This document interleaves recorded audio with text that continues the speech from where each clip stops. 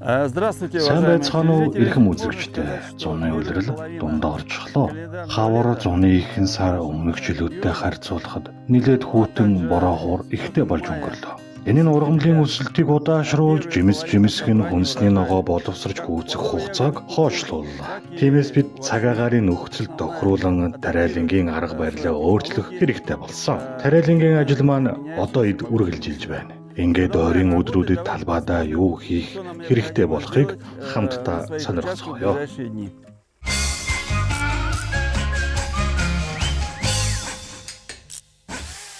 В саду обратим внимание на Жимсний ягоды. цэцэрлэгт маань бөөрөлзөг нь ингэж ургаад байна. Бөөрөлзөг нь одооноос жимсээ өгч эхлэж байна. 7 дугаар сарын 2 дугаар хагасаас эхлэн энэ ашиг тустай жимсийг хурааж эхэлдэг юм а. Гэвч энэ жил сэрүүхэн байснаас жимсний болц жоохон хоцорч байна. Нар сайн тусах газар тургаж байгаа хэдий ч жимсэн дөнгөж бүрлдэж эхэлсэн боловсрч гүйцэхэд дахиад хугацаа нэлээд хэрэгтэй харагдаж байна.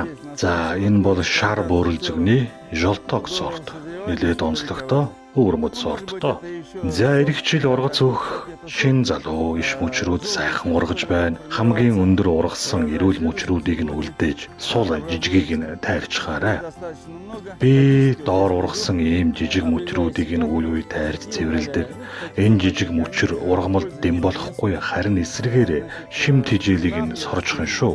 Үндэснээ салбарлан ургасан найл зуруудыг 2 удаа би цэвэрлсэн. Гэхдээ одоо ганц нэг цухууж байгааг анзаарч цэвэрлээрэй үзэгчдээ. За хамгийн гол нь аалзан хачиг үүрлэхээс сэргийлэх хэрэгтэй шүү. Энэ жил сэрүүн чиглэг байгаа болохоор энэ аалзан хачиг харагдахгүй байна. Аалзан хачиг нь олон хоног үргэлжлэх хуурай халуун агаарт хурдан үрждэг. Ямар тач навчийг нь тогтмол шалгаж байхад илүүдэхгүй шүү. Ногоо навч эрүүл байвал хэвийн харин шарлаж доод тал нь нарийн цагаан тор татсан байвал аалзан хачиг бөөрөлзөгөнд үүрлсэний шинж. Хайр гамгүй бөөрөлзөгнийг сүйтгэдэг болохоор аалзан хачигны эсрэг хор бэлтэмлүүд аваад тавьчихаарай. Манай нэвтрүүлгийн хамтран ажиллагцаад энэ дэлгүүрт биологийн гаралтай ургамалд хоргүй сайн бэлтэмлүүд худалдаалагдж байгаа. За тэгээд нэг зүйлийг санаарай. Жимс гүйцэд боловсрч хүнсэндээ хэрэглэхийн өмнө хор цацаж болохгүй шүү. Одоо боловсрч гүйцэх гэж байгаа болохоор химийн биш биологийн гаралтай хор сонгох нь аюул багтай шүү. Аалзан хачигнаас салах гээд өөрийгөө хордуулж болохгүй биз дээ. За тэгээд тогтмол сайн услаж байгаарай. Хэрвээ бөөрөлзөгний бутан жимс их гарсан бол 7 хоногт 2 удаа сайтар устж байх шаардлагатай шүү.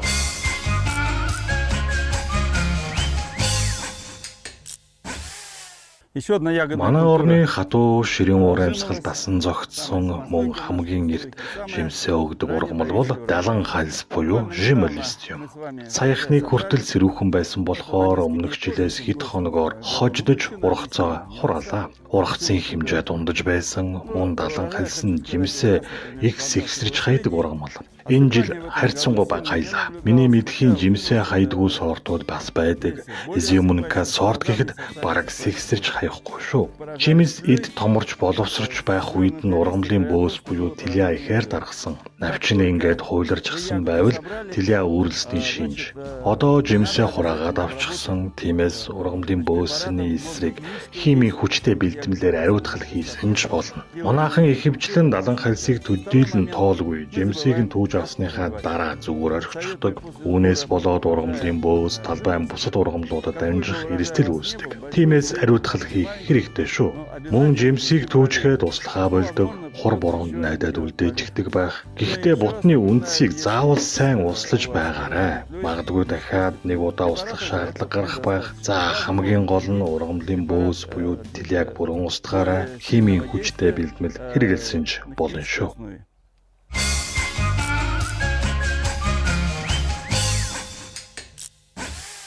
Бүгдээрээ хүмүүсийн элбэг тарьж ургуулдаг хар үхрийнүүд биш, харин улаан үхрийнүүдний талаар ярилцах болно. Улаан үхрийнүүд нь үхрийнүүдний өөр мэц нэгэн төрөл. Би улаанаас гадна цагаан жимстэй үхрийнүүд бас ургуулж байгаа. Цагаан жимстэй нь Белая Потапенко сорт, харин улаан нь Челябинский Пеликан сорт юм а. За үхрийнүүд маань одоо хэд боловсрч байна. Жигэд сайхан ургаж боловсрч гүйцэх шатандаа орсон байна. Сая улаан толгойд бөөс буюу Красноголовая тэлья нилээд гай тарьсан. За энэ навчийг хараарай. Навчинд ингээд улаан өнгөтэй гөвдөр үүсгчдэг. Эргүүлээд навчны дотор талыг харуул бөөс үүрлж гисэн байдаг юм аа. Би эрт анзаарч биотлийн бэлдэмлэлээр ариутгал хийсний ачаар энэ хортын шавжнаас бүрэн салж чадлаа. Мөн энэ шавжны тархалтыг зогсоож чадсан. За улаан үхрийнүүд ингэж багширч ургадаг. Бас жимсэн нэг зэрэг жигд боловсрдог. Тиймээс түүхэд их амар байдаг юм. Улаан үхрийнүүдээр чанавал эсвэл хөлдөөж байгаад өвөл жимсний жуус ундаа хийж уудаг. Мөн маш сайхан унттай дарс хийж болдог юм. Гэхдээ хар үхрийнүүдийг бодвол амин дэмийн агуулмжийн хувьд гүйцэхгүй. Ялангуяа витамин С дутмаг байдаг юм. Гэхдээ талбай хаан жимсний нэр төрлийг олшруулж, шин амтыг мэдрэх хүрээнд улаан үхрийнүүд ургуулж үзээрэй үзэгчтэй. За та бүхэндээ цагаан үхрийнүүд хэрхэн ургаж байгааг харуулъя. Энэ бол Белая Путепенко сорт. Одоохондоо боловсрож гүйцээгүй жимсэн ногоонороо байна. Ер нь энэ жилийн 100 цэрүүхэн байгаа болохоор хар үхрийнүүд 8 дугаар сарын 5-ны хавцаа, харин улаан үхрийнүүд арай хожуу гүйцэд боловсрох болов. Үлдэж байгаа хугацаанд дулаахан байвал үнээс эрт боловсрох нөхцөл бүрдэн. Ногоо жимсний болц авч байгаа дулаанаас шууд хамаардаг. Цаг агаар хэдий ч нэ халуун дулаан байна. Ургац төдий ч нэ богино хугацаанд боловсрдог нь байгалийн хууль. За услагааны тухайд бол 7 хоногт нэг удаа услахад хангалттай.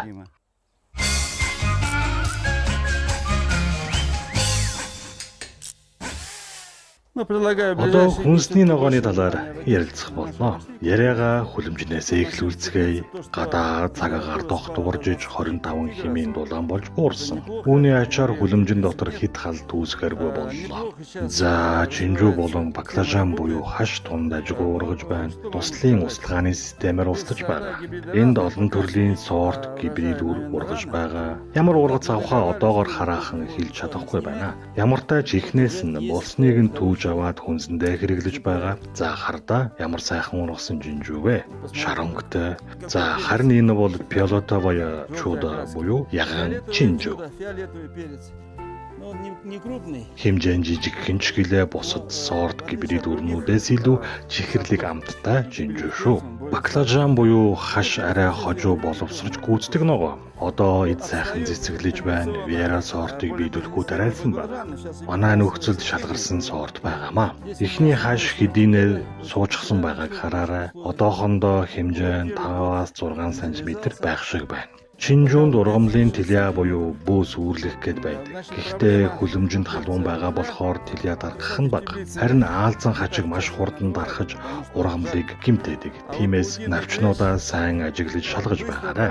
За тэгээд бөөрөлцгөн эсвэл үхрийнүүдний бутанд аалзан хажиг үүрлсэн байвал хүлэмжийн чинжүүнд үүрлэх хугацаа цаг хугацааны асуудал гэсэн үг. Одоогоор азаарах хортын шавж алгаа. Цэрүүхэн цаг агаартай байгаа болохоор аалзан хажиг харагдахгүй байна. Гэхдээ сонор сэрэмжээ алдаж болохгүй шүү. За энд бас тарвас ургаж байгаа. Энэ жил тарвсыг би хуйж дээш босоо ургуулж байгаа юм. Sugar baby сорт хүмүүс мэдэх байх. Тарвас өөрөө гарч ирээгүй ч бутан сайн ургажээ. Хүлэмжийн халуун бичил орчин ургалтанд сайнаар нөлөөлж байгаа байх. Ямартай ч хэсэгтээ дээшин сойж уях болно. Цаашдаа яахыг харж байгаа шийдэндээ. Ашгүй. Энд анхны тарвас гарчихсан байна. Тэр доор бас нэг харагдаж байна. 8 дугаар сарын ихээр тарвас огцсон томорч ургаж эхэлдэг. Тэгэхээр энэ дуршилт маань амжилттай болно гэдэгт итгэлтэй байна. Хүлэмжийн температурыг тогтмол хянаж байгаарай. Шөндөө 15 хэм дулаан байгаа үед хүлэмжийн хаалга салхивчийг хаалгүй нээлттэй хонуулаарай.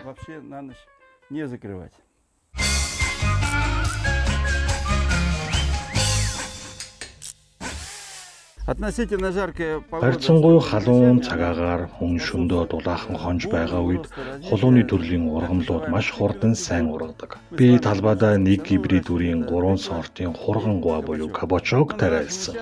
Сортоос хамаарч эрт болцсон өвөл хадгалж хэрэглэх хурган гуач байгаа. За энэ бол завтрак нефтяника сортын хурган гуа. Би ийм том торхон тарж ургууллаа. Харамсалтай нь энэ сорт зөөлөн эмзэг навчтай юм байна. Хөрсөнд чиг хангалттай сайтай байгаа хэдий ч навчин халуунд хорчиж шилчээд ямар тааж хэвийн сайхан ургаж байна. Энэ жил 7 дугаар сарын дунд анхны ургацаа авч байна. Өнгөрсөн жил үүнээс 7 хоногийн өмнө авч байлаа. Аргагүй дээ. Энэ жил жаахан сэрүүхэн байлаа шүү дээ. Шинэ ургацаараа би амтлаг сайхан хоол хийж идэх болно. Энэ жил мөн олон жижиг хургангаа суусан харагдаж байна. Аривэн ургац авах жил болох нэ. Ингээд цаг агаарт найдаж илүү сайхан дулаан байгаасаа гэж найдах үлдэж байна. Арчилгааны хувьд услага их шаардна. Хургангааны навчин том, их шигүү өтгөн учир навчаараа дамжуулан ус ихээр алддаг. Тиймээс услахтаа нэг доор биш, харин 7 хоногт 3 удаа тогтмол услаж байх хэрэгтэй. Мөн доод талын хөгшөрч шаралсан навчнуудыг нь цаг тухайд нь дайрч цэвэрлээрэй. Тэр тусмаа дорхонд тарьсан тохиолдолд доод талын шаралсан навчнуудыг тастаж авах нь ургалтыг дэмжихэд чухал нөлөөтэй шүү. Мөн ингээд шаралсан навчнуудыг нь авчгаар ургамал өнгө засаад хамаагүй чамин гоё харагдаж байгаа биз дээ. Одоохондоо нэмэлтээр бордох шаардлага алга. Хортын шавжнаас бол сэргийлэх хэрэгтэй. Нөгөө ургамлын бөөс буюу тэлээ аалзан хажиг үүрлэх бий. Сайн ажиглаж байгаарай. За өнгөрсөн жилдээ харьцуулахад 7 хоногийн хойно гэлээ надтай хамт хургангаанаас анхны ургацаа авч байгаа та бүхэндээ баяр хүргэе. За энэ бол хургангааны дараагийн сорт. Зооронд удаан хадгалж хэрэглэх боломжтой зүггийний юм аа. Ананасны гэдэг нэртэй сорт жил болгон тайрдаг миний дуртай сортуудын нэг байгаа юм. Энэ ананас сорт Завтрак Нефтяника сортыг бодвол арай хожуу боловсрдог болохоор 8 дугаар сарын эхэнд ургацаа авахар хүлээж байна. За тэгээд 7 хоногт 3 удаа услаж доод талын шаралсан хөгшин навчнуудыг нь авч хаяарай. Өмнөх сортыг бодвол шаралсан навч харьцангуй байгаа биз? Учир нь энэ сортын навч нь хатуу өргөслөг шинжтэй болохоор халуун дэсвэртэй гэсэн үг юм.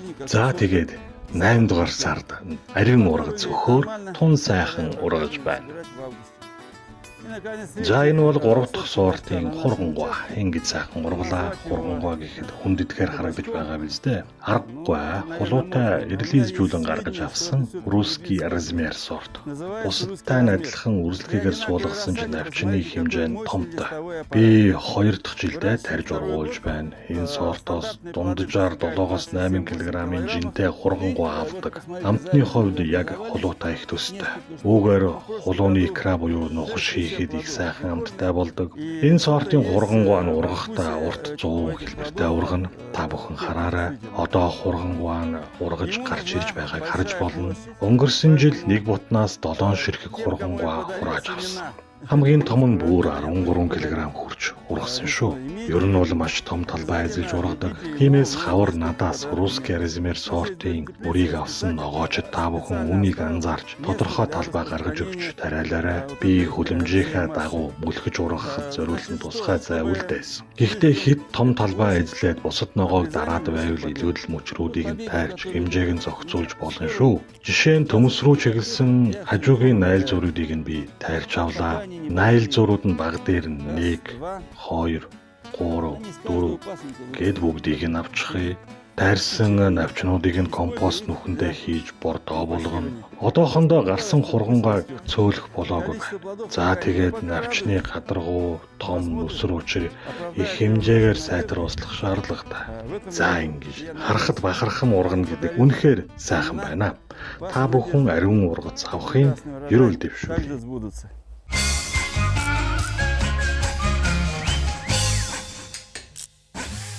Обязательно обратим внимание на наши За одоо бүгдээрээ энэ жил хөрсийг нь эрүүлжүүлж байгаа мандлын талаар ярилцах болно.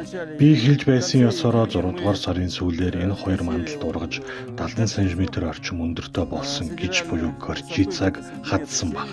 Тэгээд триммерээр хадаад жаахан хатаагаад хүрзээр ургасан хөрсөнд нь булсан. Ингээд одоо хөрсөн доор юу болж байгааг хамтдаа харцгаая. Посмотрим, что у нас там в почве.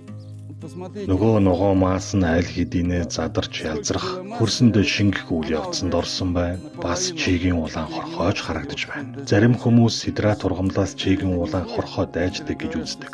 Үгүй гэдгийг нь бид нэр бодитоор батллаа шүү дээ. За тэгээд 8 дугаар сарын ихээр хөрсийг нь дахин нэг удаа хурдзээр хольж сэргжүүлж өгнө. Тэгээд 9 дугаар сар гэхэд энэ мандал элдв өвчлөл хортонгүй үржил шинтэй хөрстэй болж хувирна.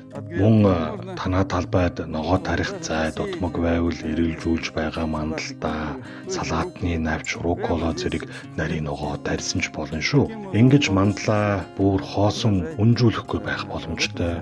Ер нь сидрат тарих нь хөрсний үржил шимийг сайжруулах, утсан хорхоо болон бусад хорхоо шавжийг устгах, хөрсний чанарыг дээшлүүлэхэд оршдог юм. Схемийн дагуу энэ мандалд ямар ногоо тарихаа шийдэх болно. 3 жил тутам хөрсийг заавал ингэж амрааж, эрүүлжүүлж байх ёстой шүү. Учир нь нэг мандалд жил болгон ногоо тарихад хөрснөөс шимт хичээлэн шавхагдж, үржил шим нь мууддаг. Ялангуяа манай бүс нутагт ногоон бордоо буюу сидрат тарьж хэвших хэрэгтэй. Ингэснээр үндсэнтэй бууц ялзмаг худалдаж авалгүйгээр хямд гичээр хөрсөө байгалийн аргаар тэтгээд байх боломжтой шүү. Гичний үр дэлгүүрүүдэд хангалттай худалдаалагдаж байгаа. Үний хувьд ч хямдхан шүү.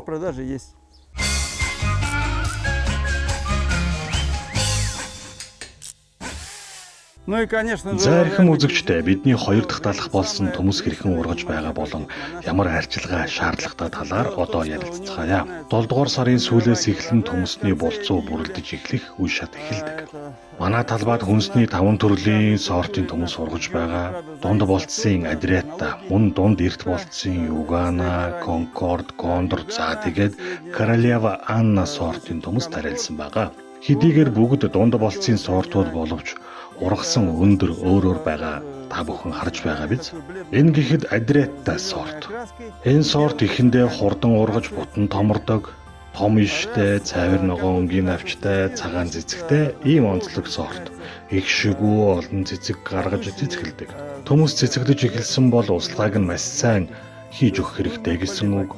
Учир нь хөрсөн дор үндэс салаалж ирээдүйн ургац төмөсний болцоо үрэлдэх үйл явц эхэлсэн гэсэн үг юм а. Ямар тааж Адриатта сортын төмөс маш сайхан ургаж байна. Энэ жил манай бүс нутагт төмөсний цох буюу Шпанка гих хортон шавж гарсангүй. Мөн навчны хөгц мөөгөнцөр Питоптерис өвчинж гарсангүй. Учир нь манай энэ талбай нэгт салхилдаг агаарын урсгал сайтай. Тиймээс бидний цорын ганц асуудал бол хогийн ургамал болоод байна. 1 квадрат метр талбайд дунджаар 6 ширхэг төмөс суулгасан. Шигүү нэгт суулгаад байхад дундуур нь зэрлэг ургачаад байгаа. Бүр Адриаттагаас өндөр ургачихсан байгааг нь харалдаа. Энэ бол цагаан лүүл буюу либида гэх хогийн ургамал. Ингэж их ургаад байгаа юм. Нэг лүүлийн ганцхан цэцэгнээс хэдэн мянган үр гар. Манай талбайд өндөр цамхаг шиг бусдаас андушгүй харагдаж байгаа биз? За түүж аваад устгаарай. Анзааралгүй орхивол олон жилийн турш соёолох чадвараа алддаггүй үр нь хөрсөн дунж жил болгон ургаад гай тарина шүү үзэгчтэй. Бас хөрсний чинь шимт хижээлийг соржих нь. Тиймээс талбаагаараа нэг тойроод түүгээрээ үр нь боловсрохоос өмнө түүж авбал компостын нөхрүүгээ хийгээд ирээдүйд бордоо болгон ашигласан ч болно шүү. Нектрад гэж ярьсных төмсийг стандартын дагуу зөв зайд суулгах тухай хэлэхэд 1 квадрат метрт хамгийн багадаа 4 төмсний буд байх ёстой. Сая нэг айлын талбайд очиод үнэхээр гайхлаа. Тэднийх 1 квадрат метр талбайд ердөө 2хан төмсний буд тарьсан байна. Тэгэхээр суулгалтын схем нь 70-ыг харьцах 70 см буюу нэг бутанд 5000 квадрат сантиметр талбай ноогдож байна гэсэн үг. Ингэж их сэрэг тарихаар талбайн ихэнх хэсэг нь хоосон үлдэн, хоосон зайд нь хогийн ургамал дураараа ургана гэсэн үг. Түүнээс гадна хөрснөөс чиг хурдан ууршиж чигээ алдах болно. Мөн 8 дугаар сард угаасаа хит халахаар сүйдэрлэх юмгүй хөрс дагаж халаа төмөсний болцоо элдв гаж хэлбэртэй ургаж эхэлдэг. Тиймээс 1 квадрат метр талбайд хамгийн багадаа 4 бут байхаар тооцоолж тараарай үзэгчтэй. Миний хувьд 6 бут тарьсан байна. Нэгдүгээрт хогийн ургамалд ургах зайвал дэхгүй, хоёрдугаарт хэтэрхий том төмөсний болцоо ургахгүй. Хамгийн амтлаг чанартай төмс дунд зэргийн хэмжээтэй байдаг юм. Мөн ийм нейтралтай тарихад дараа жилийн гүрийн төмс хангалттай авчихдаг. Би чинь сортын судлалын ажил хийдэг хүн. Намар олон хүнтэй үрээ хуваалцах шаардлага гардаг. Надад үрийн төмс их байх тусмаа сайн байдаг юм а. Занимаюсь сортоизучением.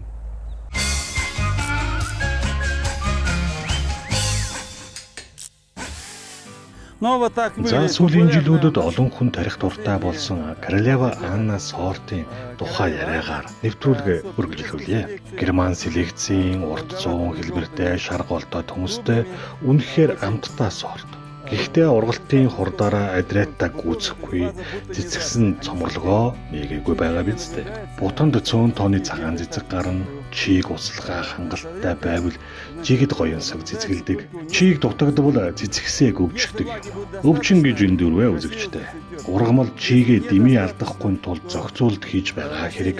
Өөрөөр хэлбэл ургамал төмөсний булцууга бүрдүүлж томруулахад анхаач байна гэсэн үг. Одоо цэцэглэх төхөж байгаа болохоор бороо орохгүй бол заавал сайн услаж өгөх ёстой болно. Тэгээд гоё цэцэглээд ирэндээ. Энэ сортын бут Адриатагаас 30 см-аар намх. Навчин хар ногоонтой байдаг. Ер нь үлдсэн бүх сорт Адриатагаас сургалтын хурдаараа хоцорч дөнгөж цоморлогоо зангидж байна. Өөрөөр хэлбэл илүү хожуу дунд болцсон сортууд гэсэн үг.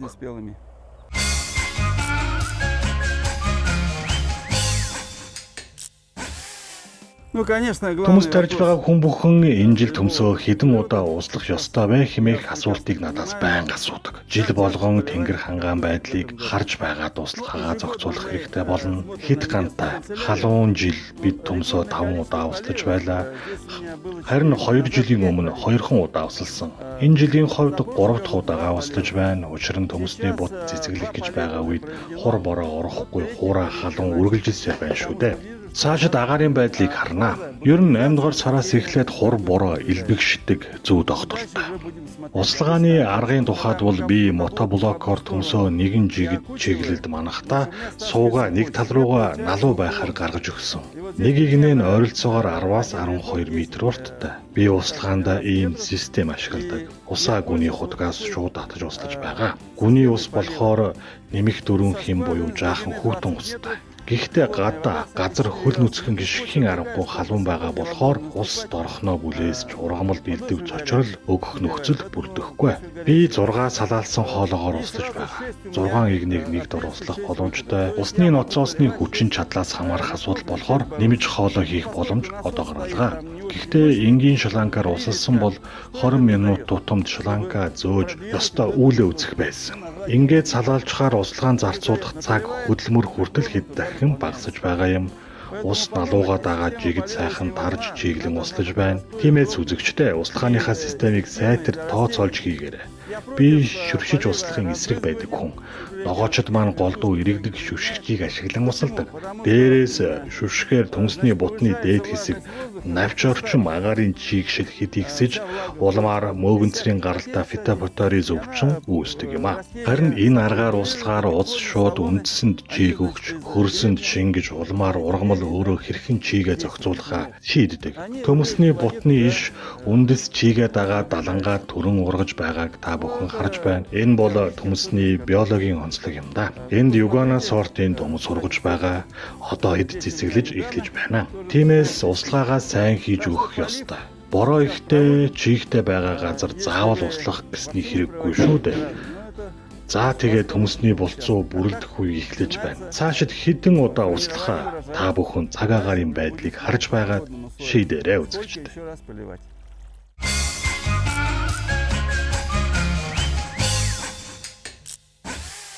За ирхэм үзэгчтэй, миний бахархал болсон өөр буснуудаг, өөр селекцийн төмөсний сортын цуглуулгыг одоо харуулъя. Би энэ жил туршилтын сортынхоо тоог цөөлж 16 болгосон. Энд голдуу, Vega, Gulliver зэрэг шин сортууд ургаж байгаа.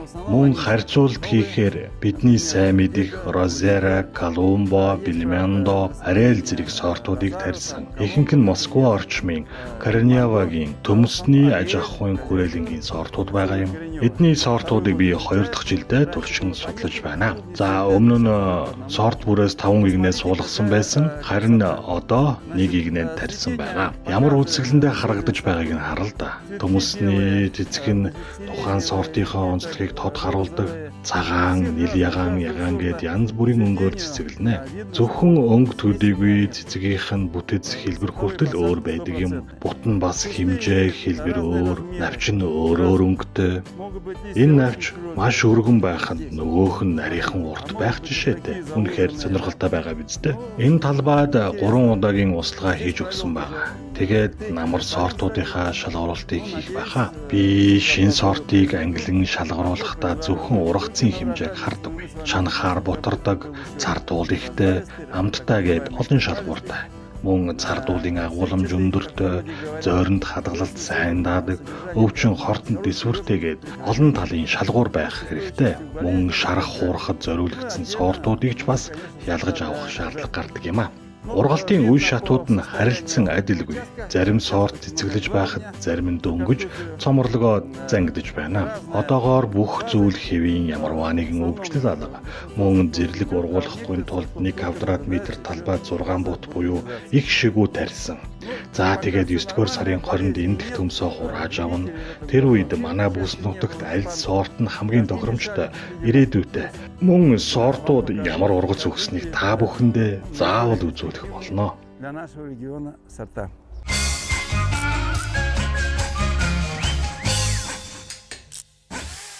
За 7 дугаар сарын эхэнд шинэ ургацын төмөс идэх сайхан шүү дээ. Би адрээтай сортын туршилтын мандлыг үзүүлж байсан. Цэцэглээ дуусчихсан. Өнгөрсөн 4 дугаар сарын 23-нд төмсөө суулгаад 7 дугаар сарын 2-нд эхний ургацын төмсөө хурааж авсан шүү дээ. Харин энэ жил 8 хоногоор хоцорж 5 дугаар сарын 1-нд суулгаад 7 дугаар сарын 11-нд шинэ ургацын төмсөө авсан. Эндээс цаг агаар ургамлын хөгжлийн үе шат, ургац бүрэлдэх хугацаанд хэрхэн нөлөөлдөг болохыг тодоос тод харж болно. Энд нийт 36 бут байгаа. Би бутаа үндсээр нь зулгааж авдаггүй юм хайрын шүү дээ. Харин жаахан ухаад гараараа тэмтрээд том хэмжээтэй 2-3 төмсийг суглаж авдаг. За одоо энэ аргаа үзүүлье. Энд гэхэд 3-4 см-ийн диаметртэй төмс байна. Аз тааруул 6 см-ийн диаметртэй том төмс хүртэл гарч ирдэг. Ингэж ухаж аваад шинэ ургацын төмсөө чанаж цэцгийцөө холиод идэхэд үнэхээр гайхамшигтай амттай. Мэдээж төмсний булцуу томрох тусам цардуулын агуулмж нь нэмэгдэж бутрамтгай зөөлөн болдог юм а. 4 дугаар сарын 25-нд суулгаад нийлэг хужлагаар бүтээж өгөөд 7 дугаар сарын эхэнд шинэ ургацын гайхалтай төмсийг хураан авах боломжтой шүү. Тиймээс тааж гисэн талбайхаа сулам андалд дараа жилээс эрт ургацын төмс тарьж гэр бүлийнхэндээ шинэ ургацын төмсөөр зуны ихэнх сард бэлэг бариарай.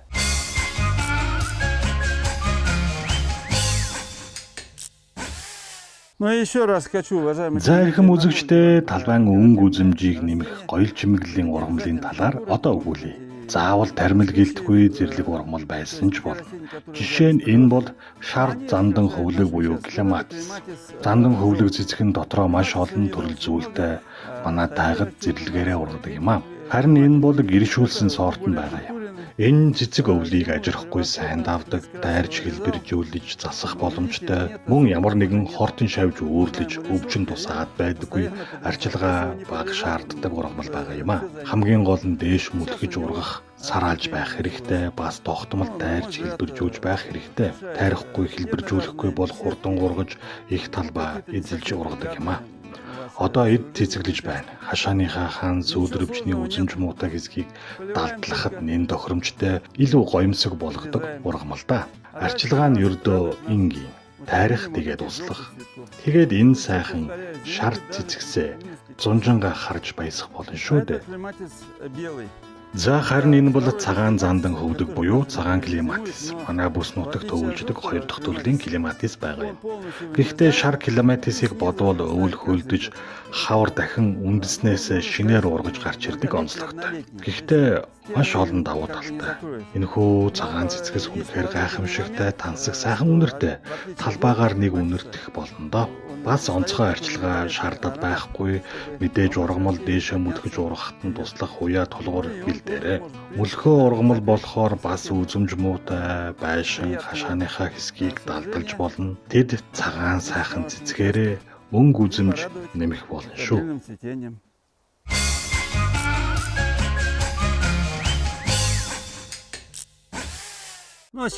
За ургамлын гаралтай хаягдлыг хэрхэн бордоо болгох тухай одоо өгүүлье. Эхний урах заавсан хогийн ургамлаа түүсэнгээд хог хаягдлыг гарч ирсэн. Эдгээрийг хаях биш компост буюу органик бордоо болгоход ашиглаж болно шүү. Би та бүхэнтэйгээ хамт хургангуйны илүүдэл мөчөр төмөсний талбайгаас цагаан лөөл зэрлэг ургамлуудыг түүсэн. Мөн өвчлсөн байж болзошгүй төмөсний нэг бутыг тэр чигт нь ухаад авчихсан. Би ингэж фито цэвэрлэгээ хийдэг юм аа. Ингээд ургамлын хаягдал хатсан өвсөөр нь саваа үндсэндээ дүүргэлээ. Одоо эдгээрийг дахин боловсруулж шимт бордоо болгон ховиргах ёстой болно. Өнгөрсөн намар манай компостны энэ хэсэг ийм өндөр хурж дүүрсэн. Одоо задарч ялзраад ийм бага хэмжээтэй болж ховирсан.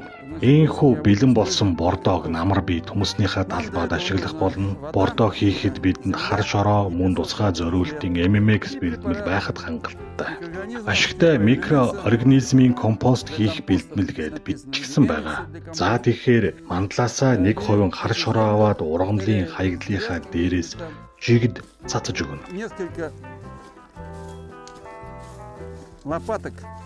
Дараа нь бэлтгэлээ 10 литр усанд ойролцоогоор 1 аяг хэмжээтэйгээр найруулна.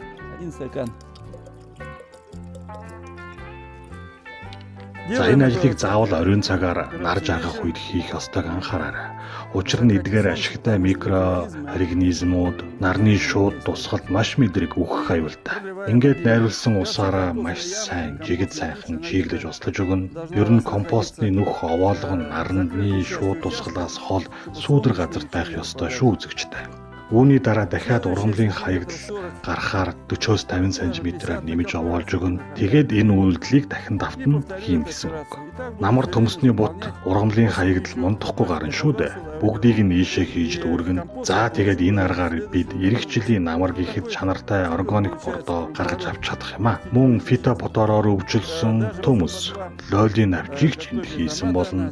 Ашигтай микроорганизмуудын тусламжтайгаар задарч элдэв төрлийн бактериуд нь устж чанартай бордоо болдог юм аа. Тиймээс нэгнээ хүндэтгэж ургамал ногооныхаа хаягдлыг гудамжинд хаяж байхаар ингэж бордоо болгочхоороо үзэгчтэй.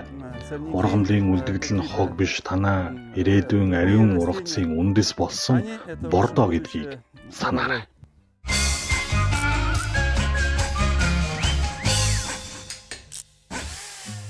Зүүн талдаа орж байгаа гэж бодохоор баг зэрэг гунигтай байна. 190 гэдгийг мэдэрч амжаагүй байхад талдаа оржглоо. Цөөн тоотой халуун өдрүүд байсан хэдий ч төдийлөн сайн дул харсангүй. Нэгэнт байгаль дэлхийг удирдах чадахгүйгаас хойш нөхцөл байдалд нь зогтсон арга барилаа өөрчлөх хэрэгтэй боллоо. Жинхэнэ зуны сайхан дулаан өдрүүд удахгүй ирнэ гэдэг итгэл бас байна. Талбайд хийх ажил бас хангалттай байна. Сэтгэл өөдрөг бүтээмж өндөртэй ажиллахыг уриалъя. Талбай бүр өөрийн онцлогтой болохоор миний хэлсэн зарим аргуудыг ослон давтах хэрэггүй зөвлөмж гэдгийг санаарай. За тэгээд ажиллахын хажуугаар сайхан амарч эрүүл мэндэ бас бодоорой. Зуны зэлгэр цаг ирээд байгаа шүү дээ. За энэ хүрээд манай нэвтрүүлгийн энэ дугаар өндөрлөж байна. Эх 7 хоногт эргэн уулзтлаа. Баяр та үзэгчдээ.